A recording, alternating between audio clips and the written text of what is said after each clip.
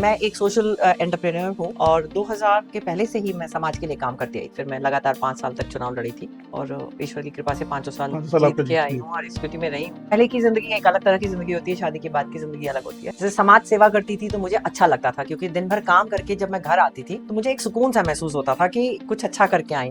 सबको वोट दे देना लेकिन पूनम आनंद को वोट नहीं देना, ये क्या काम करवा पाएगी? पहले खुद जाओ और अपनी औकात देखो कि तुम्हारी क्या औकात है। समाज में ये मेल और फीमेल के बीच में जो इक्वालिटी की बात करते हैं लोग, बट बेसिकली वो इक्वालिटी है नहीं। इतना ज्यादा लड़की लड़की लड़की करके कहीं ऐसा ना हो कि आने वाले कल में हम लोग फिर से समाज में बैलेंस गड़बड़ा दे। हमें लगता है कि आपका जो लाइफ है वो एक ऐसा लाइफ है जिसमें कि जो महिलाओं को जो जो फेस करना पड़ता है लाइफ में, चाहे वो गृहिणी हो या एंटरप्रेन्योर हो, तो सारी चीजों को आपकी लाइफ कवर करती है।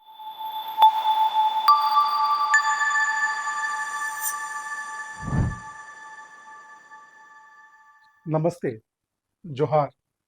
मैं मुकेश झा। हम अपने पॉडकास्ट कॉटी कनेक्ट में आपका स्वागत करते हैं। आज के हमारे पॉडकास्ट में हमारी गेस्ट हैं पूनम आनंद जी, जो एक बहुत ही सफल उद्यमी हैं, एंटरप्रेन्योर हैं, एक अच्छी हाउसवाइफ रही हैं, साथ ही वो सोशल वर्क भी करती हैं और एनर्जी हीलिंग के लिए भी काम करती हैं। तो आज काफ़ी टॉपिक है जिसके बारे में मैम से आज हम लोग डिस्कशन करेंगे। उम्मीद करते हैं कि आज का पॉडकास्ट हमारा बहुत ही अच्छा रहेगा। तो मैं मैम से चाहूँगा, पूनम जी से, कि वो स्टार्ट करें कि उनका सफ़र कैसे शुरू हुआ एक नॉर्मल चाइल्ड से, फिर वो एक गृहिणी बनी, उसके बाद एक उद्यमी बनी, एंटरप्रेन्योर बनी। तो इस यात्रा के बारे में थोड़ा सा जानकारी दें, फिर हम लोग एक एक पार्ट को हम लोग उस पर डिस्कशन करेंगे। मैम। धन्यवाद मुकेश जी। तो सबसे पहले तो मैं आपका आभार व्यक्त करूंगी कि आपने मुझे बुलाया और साथ ही साथ आपने शुरू में ये कह दिया है कि बहुत अच्छा रहेगा।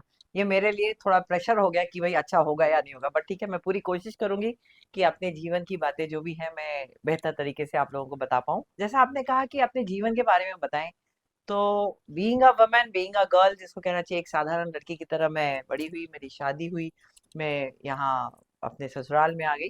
शादी के पहले की जिंदगी एक अलग तरह की जिंदगी होती है, शादी के बाद की जिंदगी अलग होती है।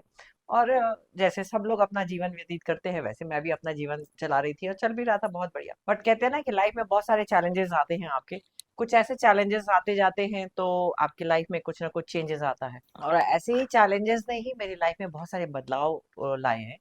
और उन्हीं सब की वजह से आज मैं शायद आपके साथ यहाँ बैठी हुई हूँ। जी। सबसे पहले आपने कहा कि मैं वुमेन एंटरप्रेन्योर हूँ, एंटरप्रेन्योर। तो वुमेन एंटरप्रेन्योर बनने की बात अगर हम कहें तो कुछ पारिवारिक माहौल ऐसा रहा जिसकी वजह से मुझे काम करने के लिए घर से बाहर निकलना पड़ा था। उसके पहले मैं एक सिंपल हाउसवाइफ की तरह घर गृहस्थी चलाती थी, लेकिन कुछ माहौल बना इस तरह का तो मुझे काम करने के लिए बाहर जाना पड़ा। हमारा अपना फैमिली बिजनेस था, हमारे हस्बैंड का बिजनेस, और उन्हीं के साथ मैंने काम करना शुरू किया। और काम करते करते जब मैं बाहर निकली तो एक्सप्लोर करने की आदत शायद मुझ में है, मुझे जैसा लगता है। और बहुत सारी चीजें मैंने एक्सप्लोर करी और नए नए बिजनेस वेंचर्स को ढूंढा और नई नई चीजें मैंने सीखी भी और की भी हैं।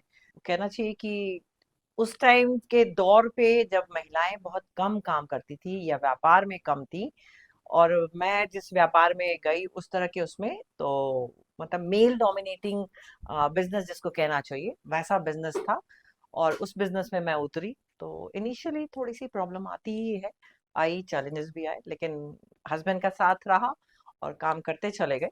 बाहर से बहुत सारे तरीके से बहुत प्रेशर्स रहते थे, बट चैलेंजेस, जैसा मैंने कहा कि चैलेंजेस आते हैं, उसको करते गए। जो भी किया मैंने, मुझे लगता है कि अपने स्तर पे अच्छे से किया और अभी तक मैं, मेरी कोशिश रहती है। तो आपने लगभग करीब 30 साल पहले आपने जो स्टार्ट करी होगी बिजनेस, जो आपने हम्म, शुरू किया होगा, नहीं 90 से आपने किया होगा मेरे हिसाब से। नहीं, मैंने 2001 और 2 में तो बिजनेस फील्ड स्टार्ट में, किया। हाँ जी, तो ऑलमोस्ट 2002 में मैं बिजनेस तो फील्ड में आई ऑलमोस्ट थी। 25 ईयर्स तो हाँ जी, गुजर गया। बिल्कुल। तो उस समय जैसे मेल डोमिनेट सोसाइटी हम लोगों का है, लोग कहते हैं कि यहाँ पे फीमेल्स को बहुत ज़्यादा सपोर्ट नहीं मिलता है मार्केट में, जब चीज़ें वो जो ड्राइव करती हैं तो काफ़ी ऑब्स्टिकल्स को मिलता है।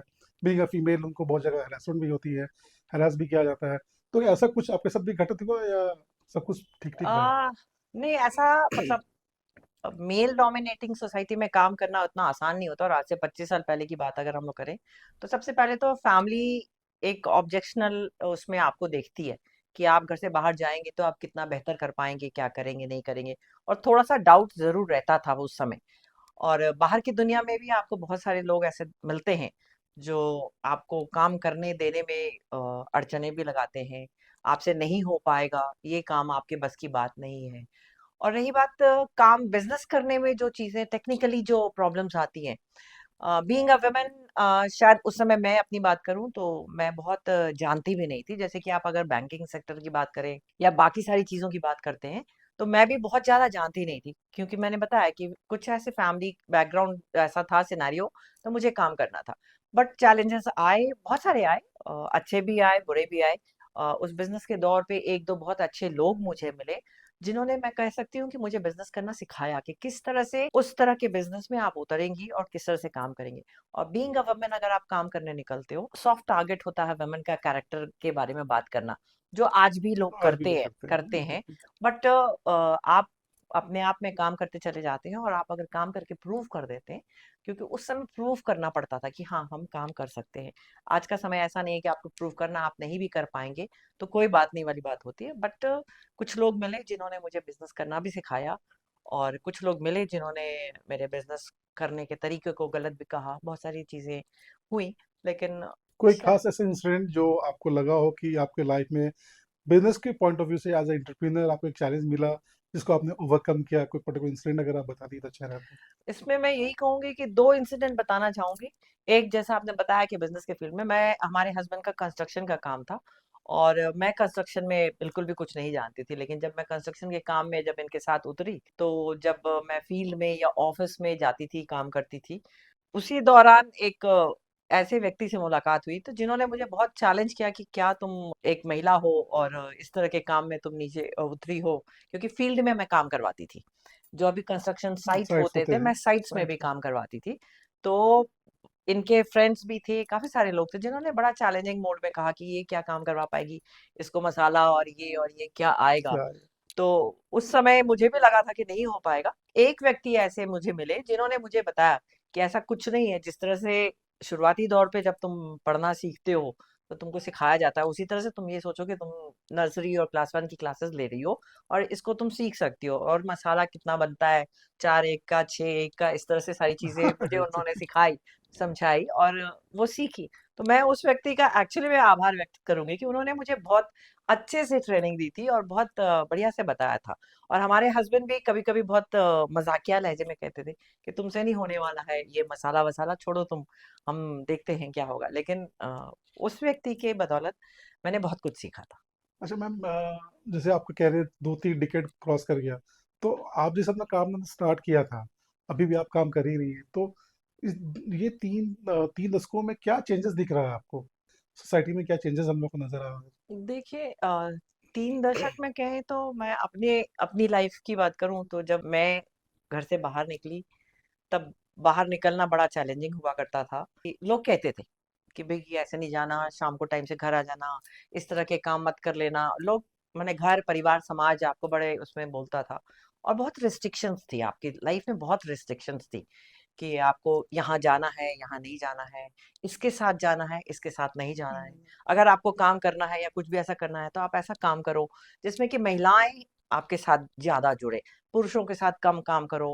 मतलब बड़ा रिस्ट्रिक्शंस के साथ में जिंदगी चलती थी।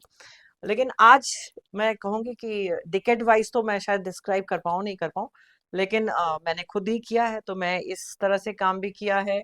फिर थोड़ा डर के सहम के भी काम किया है, जिसको कहना चाहिए कि करना सीख गई, या कहना चाहिए सक्सेसफुली काम करने लग गई। तो बहुत बिंदास होके भी काम किया है। आज की डेट में कह सकते हैं आपकी, मेरा महिलाओं के साथ पुरुषों के साथ बराबरी का काम होता है। और समाज में एक इक्वालिटी की बात, जिसको हम लोग बार बार कहते हैं, जैसे मैं एक सोशल एंटरप्रेन्योर हूँ, और 2000 के पहले से ही मैं समाज के लिए काम करती आई थी। मैं एंटरप्रेन्योर से पहले मैं सोशल वर्क में सोशल उतरी वर्क थी, भी हाँ जी। करती। तो उस समय मैंने देखा था, और फिर मुझे एक ही चीज समझ में आई थी उस टाइम, कि समाज में ये मेल और फीमेल के बीच में जो इक्वालिटी की बात करते हैं लोग, बट बेसिकली वो इक्वालिटी है नहीं। वो तो सोचते नहीं है लोग कि बराबर है। तो वही मेरा मुद्दा हमेशा से रहता था। मैं हमेशा कहती थी कि भाई समाज में बैलेंस बनाने की जरूरत है, एक जैसा थॉट प्रोसेस रखिए। और वो भी मैंने किया है, और आज कर रही हूँ। मतलब आप कह रही है कि जेंडर इक्वालिटी लोग तो बोलते हैं बट उसको फॉलो जल्दी नहीं करते हैं, बिल्कुल भी नहीं, आज भी नहीं प्रैक्टिकली करते। आज भी फॉलो नहीं आज होता। भी नहीं करते हैं, बिल्कुल आज भी नहीं करते हैं। आप अपने आसपास देखेंगे कि कहने को कह देते हैं लोग, लेकिन मेजॉरिटी ऑफ पीपल जो है आज भी जेंडर इक्वालिटी की बात नहीं करते। आज की जनरेशन जो है, अभी जो यूथ आया है जिसको आप लोग जेंजी बोलते हैं। जेनजी बोलते हैं, वो जनरेशन शायद करता है थोड़ा बहुत। मुझे लगता है कि चाहे आप घर के काम को देख लीजिए, चाहे आप बाहर के काम को देख लीजिए, चाहे आप बच्चों की देखिए, चाहे बिजनेस की देखिए, तो वो फिर भी करता है। लेकिन जेंडर इक्वालिटी कहते हैं लेकिन मानते भी नहीं हैं लोग, तो उसमें अभी भी बहुत सारे काम करने की जरूरत है। लेकिन अच्छा लगता है आज की जनरेशन को देख के वो इस चीज पे काम कर रही है। मैम, बीइंग अ एंटरप्रेन्योर कोई एक ऐसी उपलब्धि आप बताते हैं जिसपे अभी भी आपको काफी गर्व होता हो कि ये चीज मैंने अचीव किया, बीइंग अ एंटरप्रेन्योर? मुझे अपने आप पे बहुत गर्व होता है एंटरप्रेन्योर के नहीं, उसमें आप तो शायद। रोल मॉडल हो यार। नहीं नहीं, ये तो जोक की बात हो गई। लेकिन अ, मैंने बिजनेस जो किया एज अ एंटरप्रेन्योर कहें, मैं सोशल एंटरप्रेन्योर की बात कहेंगे तो मैं बहुत सारे आपको बता सकती हूँ कि मुझे बहुत गर्व होता है कि मैंने ये भी काम किया, ये भी काम किया। But as an entrepreneur, business women होने के नाते, मैंने जो काम किया है समाज के लिए, उसमें क्या किया, क्योंकि उस समय नीड ऑफ द फैमिली थी, तो मैंने काम किया था। तो वो बिजनेस करने में तब निकली थी जब मेरी फैमिली की नीड थी। तो मैंने काम इसलिए किया और करती चली गई। और उस समय एक ही मोटो होता था कि बिजनेस करना है और बिजनेस में सक्सेसफुल होना है, दो पैसे कमा के घर लाने हैं। तो उस समय ये नहीं देखा कि कौन सा काम करना है जिससे कि हम मतलब बहुत प्राउड फील कर पाएंगे। लेकिन एज अ सोशल एंटरप्रेन्योर आप मुझे कहेंगे तो मैं बहुत सारी कहानियां आपको सुना सकती हूँ कि मैंने। आपको तो एक संस्था भी है, एनजीओ भी है, लक्ष्यम नाम हाँ से। जी। तो उसके बारे में थोड़ा सा ब्रीफ करते हैं, क्या है, कैसे वर्क करती है, क्या क्या काम होते हैं? संस्था के बारे में मैं बताऊंगी तो लक्ष्यम जो मेरी संस्था है, मैंने जब 2000 से पहले की बात करूं, मैंने जब सोशल वर्क करना शुरू किया था और मैं करती चली जाती थी। हम लायंस क्लब से मैं जुड़ी हुई थी और भी संस्थाओं से जुड़ी हुई थी और काम करती थी। काम करते करते उस वक्त लगा कि समाज में बहुत सारे काम है जो करने की जरूरत है, और मैं कर रही थी। और लायंस क्लब में या किसी भी संस्था में आप पद में होते हो तो आप काम करते हो, आप पद से हट गए तो आपका दायित्व नहीं रह नहीं जाता रहता। है। वहां से हटने के बाद भी मुझे लगा कि नहीं, समाज में बहुत कुछ है करने को, और मैं काम करती चली गई। बहुत सारे काम हुए हमारे। और आ, मैं मीडिया का, झारखंड की, मैंने खास करके रांची की मीडिया के जो हमारे भाई बंधु हैं, मैं उन लोगों का हमेशा से आभार प्रकट करूंगी, क्योंकि उस समय बहुत कम महिलाएं थी जो शायद इस तरह समाज के लिए काम करती थी। गिनती की महिलाएं होंगी। और उन्होंने बहुत सहयोग दिया था मुझे, और मेरे छोटे काम बड़े काम हर काम को उन्होंने बहुत अच्छे से मतलब समझा था। और बहुत मैं रेस्पेक्ट करती हूँ उन लोगों की। और उन लोगों ने समाज को बताया कि ये काम ऐसे भी होता है। मैंने नए नए एक्सपेरिमेंट किए। मैं एक एपिसोड बताना चाहूंगी। ये 2000 से भी पहले की बात है, 90s की बात है। यहाँ पे एक ब्लाइंड स्कूल हुआ करता था, और मैंने कहा कि मैं ब्लाइंड लोगों के साथ दिवाली मनाना चाहती हूँ। हमारे आसपास हमारे फ्रेंड सर्कल के जितने भी लोग थे, सबने मेरा मजाक बनाया कि तुम अंधों का मजाक बनाने जा रही हो, अंधे दिवाली कैसे मना सकते हैं। और उस समय जी न्यूज के एक रिपोर्टर थे, संपादक थे। उनको पता चला कि ऐसे ऐसे हम कर रहे हैं, मैं हम लोगों ने ऑर्गेनाइज किया है। कुछ लोगों ने सपोर्ट किया, कुछ लोग सिर्फ देखने के लिए आए कि कैसे दिवाली मनाते हैं। और उन्होंने कहा कि मैम आप इसको कीजिए, मैं इसको कवर करना चाहता हूँ। उस समय बहुत समझ में नहीं आया कि वो क्यों कवर करना चाहते हैं, क्या है क्या नहीं है। लेकिन उन्होंने कवर किया, और जो लोग आए थे, हम उस ब्लाइंड स्कूल में हम लोगों ने जब दिवाली के एक दिन पहले हमने उन बच्चों के साथ, बुजुर्गों के साथ हमने जब दिवाली मनाई थी, तो वो एहसास अभी भी याद आता है। वो बच्चे, ब्लाइंड बच्चे, अनार और फूलझड़ी, ये सारी चीजें जब चल रही थी, उनकी जो फीलिंग्स है ना, अभी बात करते करते भी वो फीलिंग्स खुद को महसूस हो रही है। और हर किसी ने ये बात कही थी कि हमने कभी नहीं सोचा था कि इस तरह का भी होता है। और तब जी न्यूज में वो दिखाया गया था, और वो फिर प्राइम टाइम तक चला गया था। उस टाइम प्राइम टाइम का भी कल्चर था, अब तो डिफरेंट डिफरेंट है। इस तरह के छोटे छोटे एक्सपेरिमेंट्स किए हम लोगों ने, और वो एक बहुत बड़ा उपलब्धि था। दूसरी सोशल उसमें कहें तो हमने कुछ बच्चों को पढ़ाया है, वो भी अपने से पढ़ाया। मैं विषय से हट गई हूँ, मैं उसमें फिर वापस आती हूँ। दिक्कत दिक्कत हाँ नहीं। जी। कुछ बच्चों को हमने एजुकेशन में सपोर्ट किया था, और जब हमने उनको सपोर्ट किया, आज उसमें से 3 बच्चे ऐसे हैं जो हमारे संपर्क में। एक तो आप कह सकते हैं कि हमारी फैक्ट्री का स्टाफ था, उसके बेटा और बेटी थे। उसकी बेटी की जमशेदपुर में इंजीनियरिंग कॉलेज में एडमिशन हो गई थी, एंड उसके पास पैसा नहीं था। तो हम लोगों ने उसको सपोर्ट किया था, और मैंने उसके फादर की सैलरी मेरे ख्याल से 1800 रुपए थी जब वो काम करता था। और इस बात को भी 20 साल हो गए हैं, मैंने कम से कम 18-20 साल तो हो ही गए होंगे।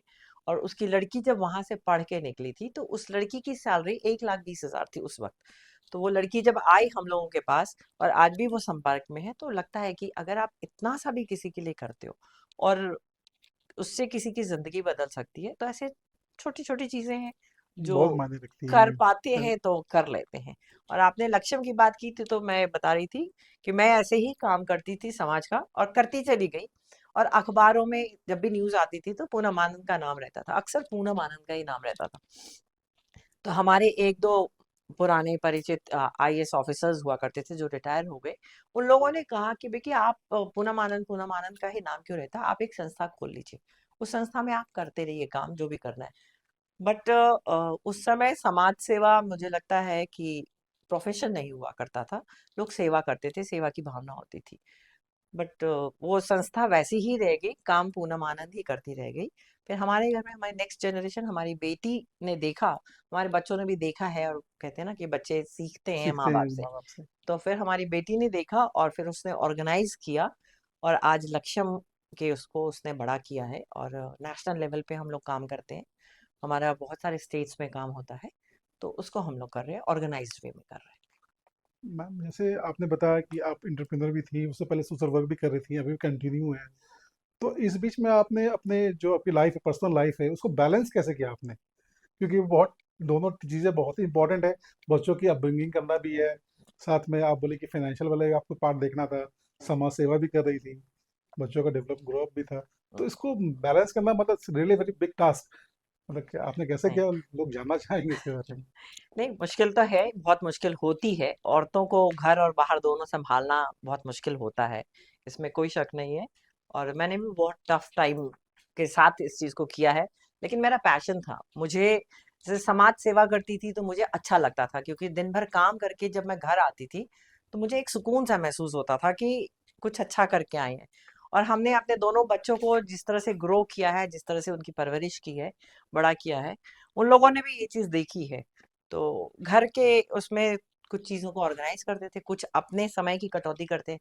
जैसे कि सुबह अगर आप 8 बजे दिनचर्या आपकी शुरू होती है, तो उसके लिए आपको 6 बजे शुरू करनी पड़ती थी, 5 बजे शुरू करनी पड़ती थी। शाम के टाइम अगर आपको देर से आना है, तो आपको जाने से पहले घर की चीज़ों को मैनेज करके जाना पड़ता था। अगर आप बिज़नेस करने गए हैं, आपको देर होगी, तो बच्चों के लिए सारा अरेंजमेंट करके जाना है। तो हमने बच्चों को इसी तरह से सिखाया, घर परिवार से कहीं न कहीं थोड़ा बहुत सपोर्ट मिला इस चीज़ में।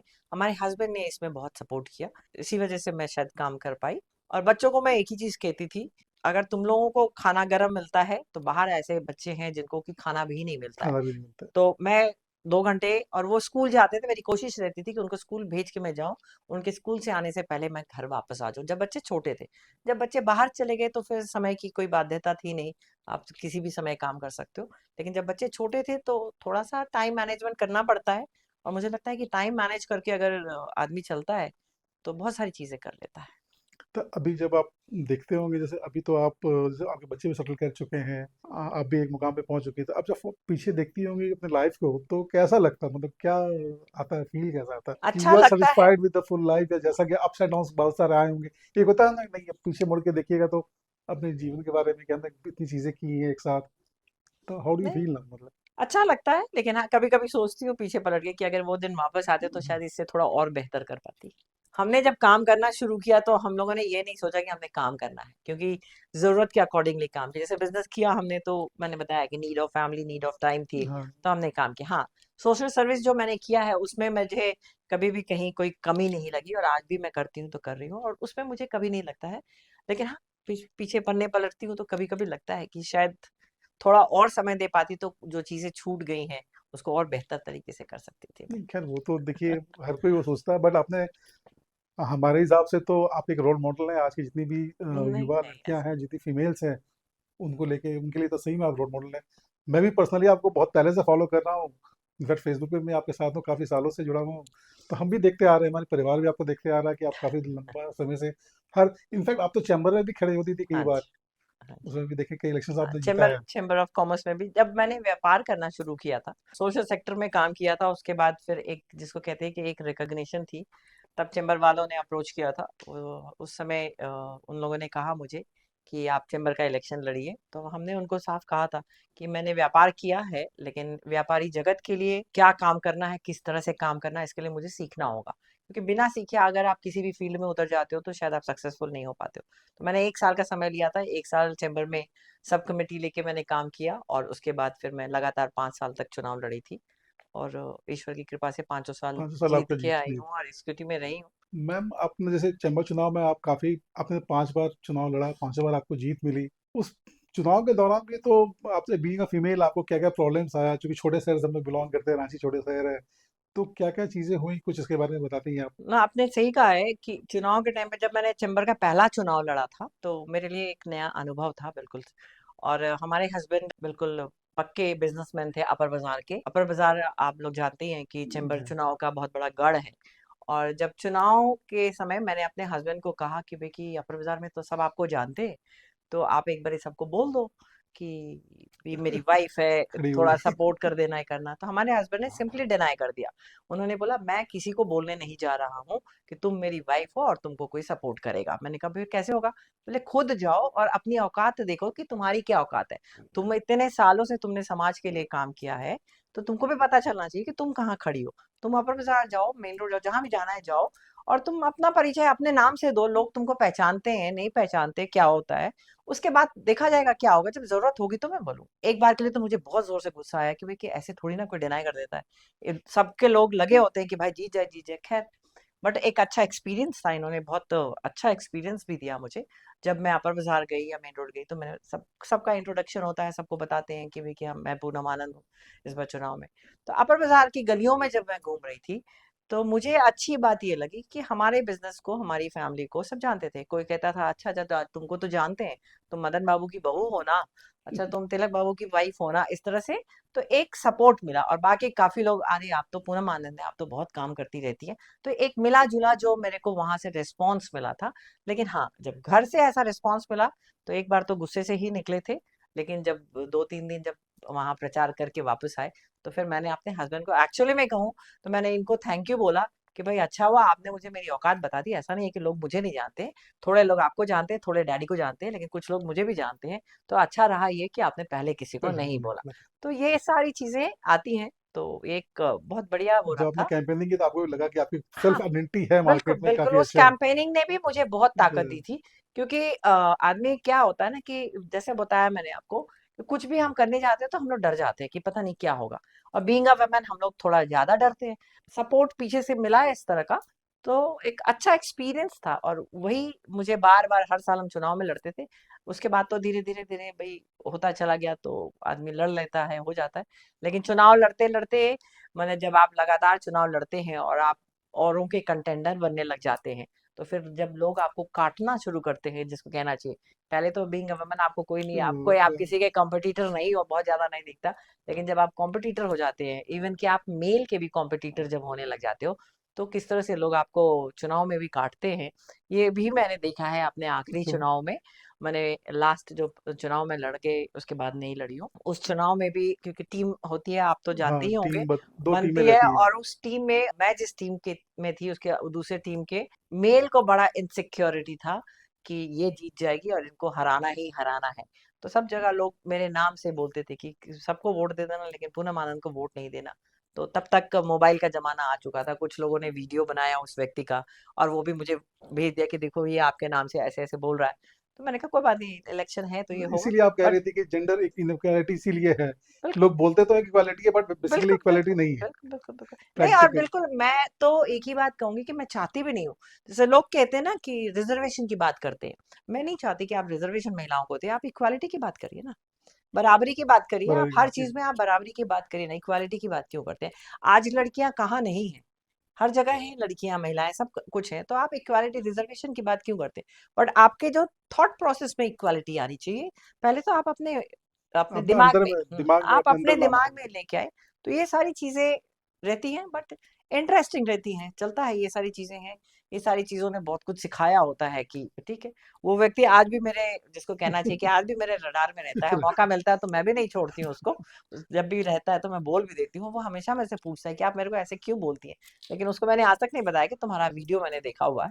बट हाँ, ये सारे अनुभव आते हैं जिंदगी में, तो ये सारी, मैम, आपका फ्यूचर प्लान क्या है? अब आगे का क्या करना है? ऐसा कुछ फ्यूचर प्लान तो है नहीं। कुछ भगवान ने मेरा फ्यूचर प्लान बना दिया है उसी को मैं फॉलो कर रही हूँ। और अभी तो मैं पिछले कुछ समय से समझ लीजिए कि एक तरह से बहुत सारी चीज़ों को समेटने के बाद अब थोड़ा ट्रैवल किया है मैंने, और थोड़ा ट्रैवल करना है। घूमना चाहती हूँ, थोड़ा सा देखना चाहती हूँ। लेकिन जब मैंने समाज के लिए काम किया, मैंने दुनिया देखी और बहुत सारी चीज़ें देखती हूँ। आज भी जब बाहर निकलती हूँ तो बहुत सारी चीज़ों पे मतलब जिसको कहते हैं ना खुंदक सी आती है कि भाई ये चीज़ें अभी भी क्यों होती हैं। तो समझ में आता है कि अगर आपको कहीं भी कुछ बदलना है तो वो कहते हैं ना टेबल के उस पार और इस पार बैठने वाली बात होती है। तो महसूस होता है कि आप टेबल के इस पार रहेंगे तो आप कुछ बदलाव नहीं ला सकते। आप सिर्फ झंडा लेके चल चल सकते सकते हैं हैं। या आप बोल सकते हैं, करने को आप कुछ नहीं कर सकते हैं। तो कभी-कभी लगता है कि सेवा के क्षेत्र में जितना करना था मैंने बहुत किया, और अगर मौका मिला तो करती हूँ काम।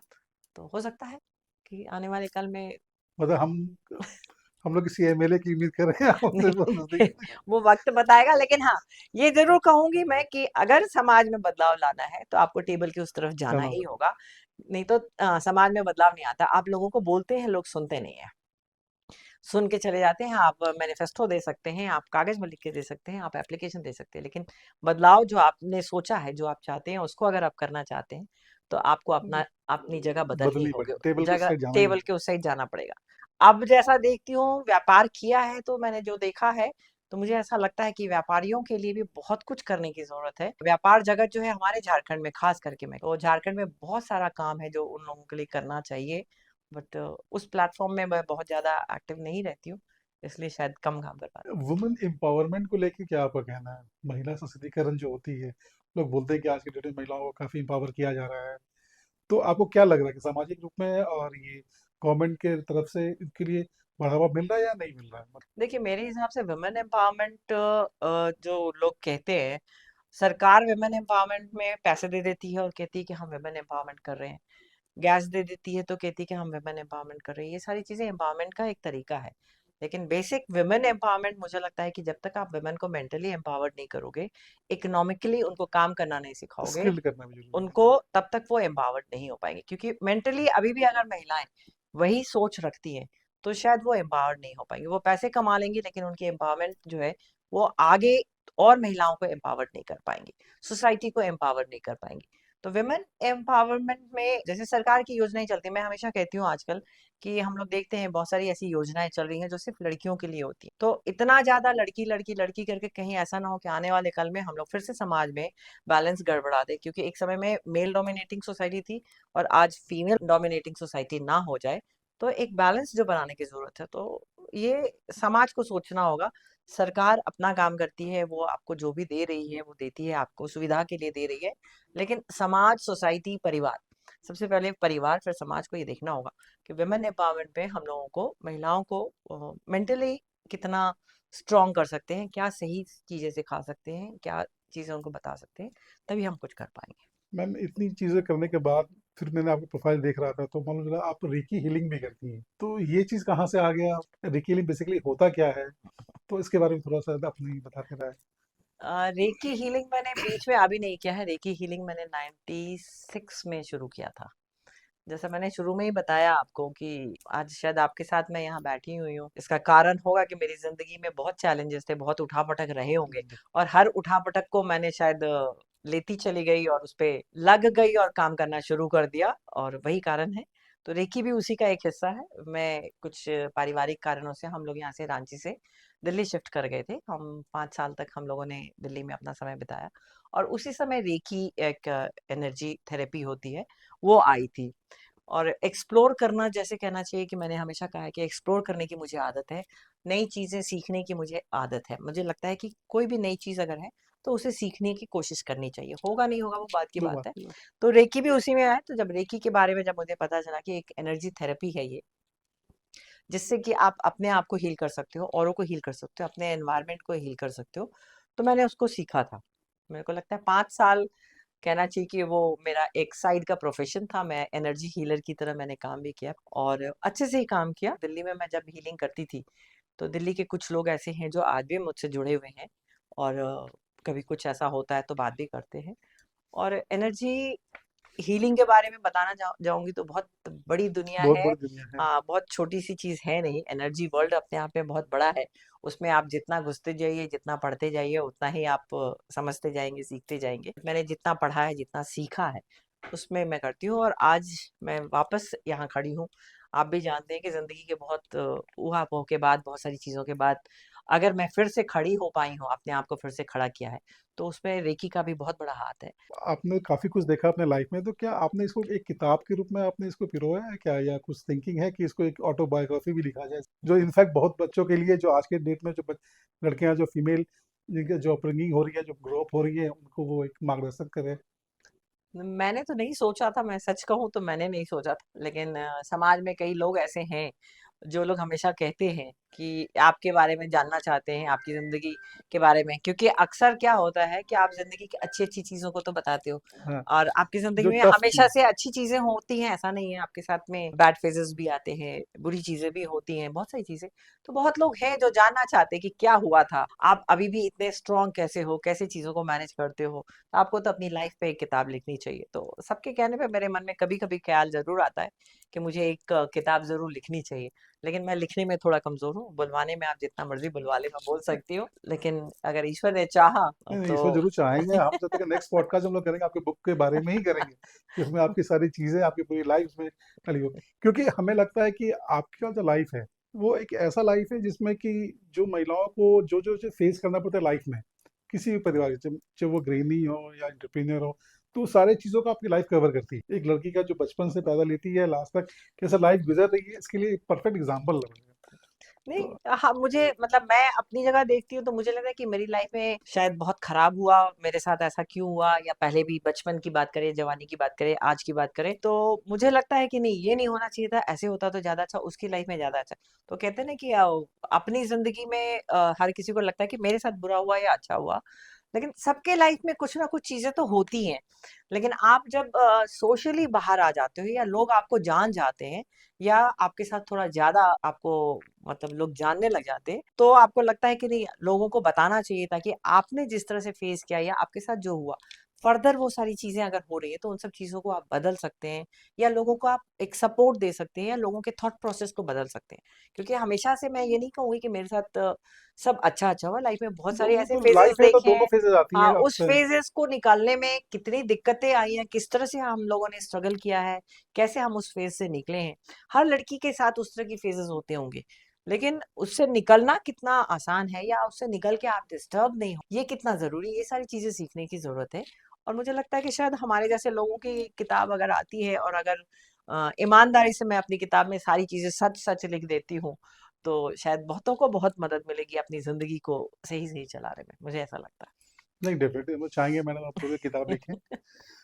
अच्छा, मैं चाह रहा हूँ कि आप क्या, जैसे आज के जो बच्चे, जो इंडिपेंडेंट वर्किंग वुमेन है या जो इंडिपेंडेंट लड़की है, उनको क्या की मैसेज आप देना चाहोगे? देखिए, आज की लड़कियों को मैं मैसेज यही देना चाहूंगी कि आज की लड़कियां इंडिपेंडेंट, जो हम बात करते हैं कि इंडिपेंडेंट होने की बात होती है, तो इंडिपेंडेंट हो गई हैं। लेकिन कुछ चीजों में जहाँ इंडिपेंडेंट नहीं होना चाहिए, वहां भी इंडिपेंडेंसी मैं हमेशा से एक ही बात कहती हूँ कि समाज में लड़की और लड़का, मेल एंड फीमेल, दोनों के बैलेंस से ही काम चलता है। आज की डेट में लड़कियां अगर फाइनेंशियली इंडिपेंडेंस हो गई हैं, तो वो किसी की बात सुनना समझना नहीं नहीं चाहती हैं। चाहती है, ये तो बहुत। क्या है कि फैमिली के बिना भी आपका नहीं चलता। फैमिली आपको चाहिए, फ्रेंड्स आपको चाहिए, और एक इसको सोसाइटी भी चाहिए अब। सोसाइटी भी आपको चाहिए। तो एडजस्टमेंट तो नहीं कहूंगी मैं इसको कि आपको लाइफ में एडजस्ट करना चाहिए, लेकिन थोड़ा सा, जिसको कहते हैं ना कि हर किसी की अपनी अपनी स्पेस होती है, हर किसी का अपना अपना थॉट प्रोसेस होता है। आज की लड़कियां, जितना मैं देख पाई हूँ, कि नेक्स्ट जनरेशन या आसपास के लोगों को बिल्कुल अपने तरीके से चलाना चाहती है। हम लोग कहते हैं ना कि accept people as they are, accept thing as it is. अरे, तो अगर हम लोग इस चीज को एक्सेप्ट कर लेते कि ये व्यक्ति ऐसा है, हम उसको बदलने की कोशिश नहीं करेंगे, तो चीजें बहुत बदलेंगी। लेकिन आज की इंडिपेंडेंट लड़कियां, बीइंग अ गर्ल, जैसे पहले लड़कियों को कहा जाता था कि लड़की हो, घर में रहो, ज्यादा जोर से मत हंसो, ज्यादा ऐसे कपड़े मत पहनो, ये सारी चीजें होती थी। आज की लड़कियों को बिल्कुल भी नहीं कहूंगे। मैं हमेशा कहती हूँ कि आप लड़की हैं, आप प्राउड फील करो कि आप लड़की हो। तैयार होना, मेकअप करना, घूमना फिरना, ये सारा आपका अधिकार है, आप सारे काम करो। लेकिन हाँ, जीवन में एक मर्यादा जिसको हम लोग कहते हैं, हो सकता है आज की जनरेशन मुझे गलत कहे, लेकिन मुझे ऐसा लगता नहीं है कि एक जो मर्यादा होती है हर जगह की, हर चीज़ की, उसको ज़रूर बनाए रखना चाहिए। अब आप मंदिर जा रहे हैं तो मंदिर की मर्यादा, बाहर जा रहे हैं बाज़ार तो उसकी मर्यादा। लड़कियों को इस चीज़ का ध्यान रखने की बहुत ज़रूरत है कि हम इंडिपेंडेंट तो हो गए लेकिन परिवार के वैल्यूज़ वैल्यूज को भी वैल्यूज़ को आपको साथ में ज़रूर। लेके चलना अब चाहिए। आज की जनरेशन कहेगी वैल्यूज आप लोगों की वैल्यूज और थी, हमारी वैल्यूज कुछ और है, बट बेसिक जो हम लोग की वैल्यूज है वो वैल्यूज हमारी नहीं बदलती हैं। तो वो सारी चीजें मे बी इंडियन पेरेंट्स होने के नाते शायद मेरा भी यही सोच होगा, हम नहीं जानते, लेकिन मुझे ऐसा लगता है कि जो वैल्यूज हैं हमारी उनको साथ में लेके चलना चाहिए। वही परवरिश, वही वैल्यूज हम लोगों के बच्चों में अगर रहेगी तो हम आगे की जनरेशन को भी और अच्छे और से अच्छे से देख पाएंगे। मैम, आपने इतना अच्छा लाइफ गुजारा है, सब कुछ असल इंटरप्रेनर भी है, हाउसवाइफ भी रही, तो एक दो तीन आप इंसिडेंट बताती हम लोगों को जो अपने जीवन में जो आप बहुत अच्छा इंटरेस्टिंग इंसिडेंट हो जो हम लोग को मालूम नहीं हो, हमें दर्शक भी जानना चाह रहे होंगे। तो अभी हाल हाल की ही बात बताती हूँ, कुछ साल पहले की बात बताती हूँ। हम लोग यूएसए के ट्रिप में गए थे, मैं और मेरे हस्बैंड। जी। तो मैं अलग से गई थी, मैं पहले गई थी वहां पे और हमारे हस्बैंड बाद में आए। और जिसको हम ग्लोबलाइजेशन की बात करते हैं, यहाँ ग्लोबल हो गई है दुनिया, और हम लोग भी बड़े कॉन्फिडेंट हैं कि हम लोग भी बहुत सारी चीजों को बहुत अच्छे से संभाल लेते हैं। मेरे ख्याल से मेरा पहला ट्रिप था वो यूएस का, अकेले। हमारे हस्बैंड भी आने वाले थे और हम लोग वहां गए, और मुझे आना था मायामी से और इनको आना था इंडिया से। मैं वहां से एयरपोर्ट में उतरी और मैंने अपने हस्बैंड को फोन किया, इनका फोन नॉट रीचेबल था। ये इंडिया से उतरे, इंडिया का फोन वहां जाके बंद हो बंद हो जाता जाता है, है। चाहे आप कितना भी इंटरनेशनल रोमिंग में हो, कुछ भी लेके जाते हो, लेकिन नहीं काम कर रहा था। और वो आधा घंटा मुझे लगता है शिकागो के एयरपोर्ट में, मैं एक एयरपोर्ट में, ये दूसरे एयरपोर्ट में, हमारा कोई कनेक्शन नहीं, मतलब ना फोन से, ना लैंडलाइन से, ना किसी भी चीज से, किसी तरह का कोई कनेक्शन नहीं। मैंने कहना चाहिए कि एक बार के लिए मैंने ब्लैंक से फील हो रहा था कि अब क्या होगा। मैं एक दूसरे देश में, वो भी यूएसए जैसे देश में, एक पासपोर्ट लेके हम घूम रहे हैं, यहाँ कोई जानने वाला नहीं है, अब मैं क्या करूंगी इसमें। हमने अपनी बेटी को फोन किया, फिर उन्होंने रांची में हमारे मित्र को फोन किया, फिर रांची के नंबर से फोन लगाया गया, किसी तरह से कोऑर्डिनेट करके नहीं हो पाया। बट दौड़ते भागते जिसको कह रही थी, उस ब्लैंक से निकल के फिर वापस हम लोग दोनों ढूंढते हुए एक एयरपोर्ट में हम लोग पहुंचे। तो उस दिन लगा लगे। कि आप अगर चाह लो किसी चीज को करने के लिए, अगर आप, शायद मैं कह सकती हूँ कि अगर मैं घबरा गई होती, मैं डर गई होती, मेरा दिमाग नहीं काम कर रहा होता, तो मैं शायद वहां रोना शुरू रोना कर शुरू देती कर या देते। कुछ भी होती, नर्वस हो जाती। लेकिन सब चीजों को समझ के, सारे सपोर्ट के साथ में, फिर हम लोग दोनों एक जगह पे, पर्टिकुलर जगह पे हम लोग आए, फिर हम लोग अपने डेस्टिनेशन में गए जहाँ हमने जाना था। तो इस तरह के इंसिडेंट्स भी होते हैं, और वो इंसिडेंट मुझे एक्चुअली में कहूँ तो मुझे बहुत स्ट्रेंथ भी देता है कि इतनी दूर मेरे पास में थोड़े से पैसे हैं, ऐसा भी नहीं कि बहुत पैसे हैं, थोड़े से पैसे हैं, एक पासपोर्ट है, और मैं एयरपोर्ट में गुम हो गई हूँ, और हमारे हस्बैंड कहाँ हैं उनको नहीं पता पता। नहीं। तो कैसे ही अब हैंडल होगा। लेकिन जब उस सिचुएशन से बाहर निकल के हम बाहर आए, तो मुझे लगा कि नहीं नहीं, हम अभी भी हम चीजों को संभाल सकते हैं, ऐसा नहीं है कि मतलब नहीं। हर सिचुएशन एक ना कोई सीख लेसन बिल्कुल देता ही है, बिल्कुल कोई बिल्कुल सीख बिल्कुल। देती है। मैम, आज आप हमारे पॉडकास्ट में आई, बहुत ही अच्छा लगा। आपने जो बातें की बहुत अच्छा लगा, और मेरे को लगता है कि हमारे दर्शक भी आपके लाइफ को देख के उनको भी चीज़ों के बारे में जानकारी मिली। हम तो ये कहेंगे मैम, आप जल्दी वो किताब लिखें जिसके लोग को लेके हम लोग फिर दोबारा बैठें, जो समाज के लिए कर रही है वो भी आगे करते रहें। एक रोल मॉडल के रूप में आप तो हैं ही, और आगे भी रहें। हम तो चाहेंगे कि आपको झारखंड रत्न भी मिले। हम लोग मैं किताब लिखूंगी, तो जैसे आज के पॉडकास्ट में तो सारी अच्छी अच्छी चीजें हमने बता दी, किताब लिखूंगी तो किताब में हमारे बैड एक्सपीरियंसेस भी होंगे, बैड फेजेस भी होंगे, तो मे भी लोग पसंद करें कोई नहीं एक करें, लाइफ होता है तो ये उसमें दोनों डिपेंड फेज तो, करती है। हाँ, हाँ दोनों बिल्कुल दोनों बिल्कुल। फेज तो आते ही है। ऑब्वियसली टाइम की लिमिटेशंस है। हाँ, बस यही जरूर है कि जिंदगी अच्छी और बुरी दोनों होती है, ये मान लेने की जरूरत है कि जिंदगी में अच्छी चीजें भी आएंगी, बुरी चीजें भी आएंगी। बुरी चीजों में आपको किस तरह से निकलना है, कैसे आपको हैंडल करना है, ये सारी चीजों को आपको सीखना पड़ेगा। ठीक है, आपके लिए बहुत बहुत धन्यवाद। Thank you.